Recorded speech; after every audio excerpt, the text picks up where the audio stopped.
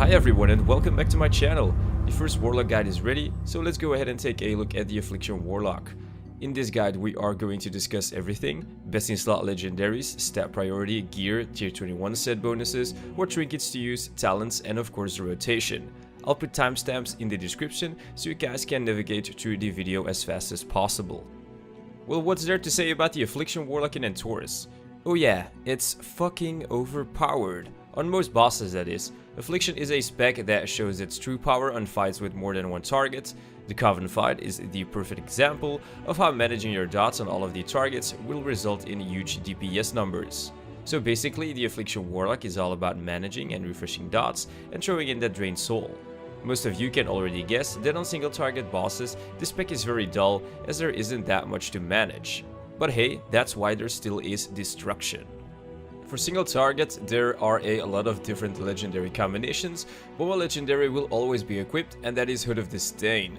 Hood of Disdain can be combined with the following legendaries: Soul of the Netherlord, giving you an extra talent like Death's Embrace; Power Chord of Latendris, not the most played legendary on single target, but still a good choice. Pride Ass is also well represented, strange as it has no extra damage effects, however it does have a crazy amount of stats. As for the best multi-target legendaries, remember this is where the Affliction Warlock shines. Again, it's Hood of Disdain combined with any of the following legendaries. Sakrolash's Dark Strike, this legendary will be your go-to option on fights like the Coven, Argus, and Antoran High Command. Basically every fight where you can play with the talent of Absolute Corruption. Sephusus can also be used on fights like Portal Keeper, for example, where you can use Hall of Terror to benefit from the haste increase. In general, Sephusus is quite insane if you can make it proc consistently. Stats, gear, and the tier 21 set bonuses. With the Affliction Warlock, it's pretty straightforward. Every piece of gear with a lot of mastery is going to be a desired piece of gear. Just make sure that you never ever have versatility on a piece of gear, as it is our least desired stat. So in terms of stat priority, it looks like this: mastery first, followed by haste, crit, versatility, and intellect. If you want to be 100% sure about your gear choices, you can always sim your character. A link to my basic simming guide is available in the top right corner of the video and in the description as well. Let's talk about the tier 21 set bonus. The 2 set bonus is pretty sweet. When Agony deals damage, there is an 8% chance to increase the duration of Unstable Affliction on the target by 2 seconds. In English, this simply means we get free Unstable Affliction damage, insanely strong when you have multiple Unstable Afflictions on the target. The 4 set is solid, basically giving a flat damage increase to our 2 main dots. What trinkets should you use? Like in every class guide, one of your trinket slots will always be reserved by a Pantheon trinket. This can be Amathos Vision. I watched a guildie get this trinket when we were going Heroic Argus last week. I fucking hate him. You can of course also use Norgannon's Prowess at a max item level of 1000.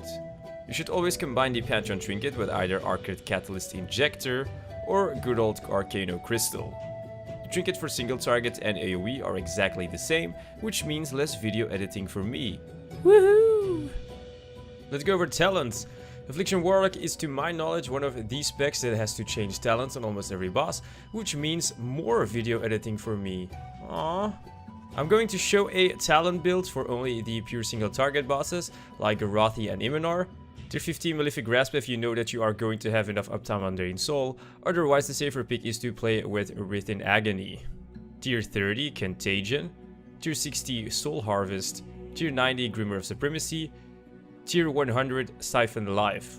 Now let's take a look at a talent build for bosses like the Coven, where Affliction Warlock shows its true power. Tier 15 Wraith in Agony, Tier 30 Absolute Corruption, Tier 60 Soul Harvest, Tier 90 Grimmer of Supremacy, Tier 100 Death's Embrace. Of course, there are still many variations on which talents to play on certain bosses, and here are a few examples. You can use Seed of Corruption on Eonar, using the talent Hall of Terror to proc Sephusus, and Pantheon of Singularity can also be used on Portal Keeper Hazabel. Let's go over some guidelines first before we start with the rotation. The Affliction Warlock is all about following a priority list. For starters, Curse of Agony should never ever run out and should always be refreshed 5.4 seconds before it expires. With Corruption, it is a 4.2 seconds, and Siphon Life when talented 4.5 seconds. Just make sure that at least Curse of Agony is always refreshed and never falls off. Next is Unstable Affliction. The uptime on Unstable Affliction is also key in the damage of an Affliction Warlock. It's always safe to keep at least one soul shard because of Compounding Horror. This is a buff we get from our artifact ability, giving our next Unstable Affliction a huge boost in damage. Reap of Souls is used right before we apply Drain Soul to the target, same goes for Soul Harvest. When add damage is really important like on King Gorath, you can keep Soul Harvest to burn down targets. Try to make it a habit to life tap when you're moving during a boss encounter. There's nothing worse than running out of mana because you forgot to life tap. I'm someone that likes to run around constantly. Well, the Affliction Warlock is the entire opposite, where positioning is key and you should only move when you need to dodge mechanics. The rotation is fairly simple, and like always my cast sequence can be seen in the top left corner. The rotation starts with a pre-pot, Curse of Agony, Corruption and Siphon Life when talented, 2 Unstable Afflictions, Reap of Soul, Soul Harvest and Drain Soul. After that I refresh my dots, I consume my artifact tray by using Unstable Affliction. You always want to keep one soul shard. After casting Unstable Affliction, it's again Reap of Souls into Drain Soul, another Unstable Affliction, Drain Soul again, refresh your dots, Unstable Affliction into Reap of Souls, rinse and repeat. On Bloodless your opener will be done faster, which gives you the chance to get another Unstable Affliction Drain of Soul before you'll have to refresh your dots. This is an example of a multi-target fight with some adds where you can use Seed of Corruption to spread corruption on every target. On top of that, thanks to the Absolute Corruption talent, you don't have to refresh the dot. After that, apply Curse of Agony and Unstable Affliction to your main targets and you're good to go. Next is an example of an AoE rotation on fights like Aeonar, where we use Phantom of Singularity or Sow of the Seeds to do amazing damage. Always be sure to apply Curse of Agony on as much targets as possible. Of course, if they die too fast, only focus on getting off that Seed of Corruption, followed by an Unstable Affliction.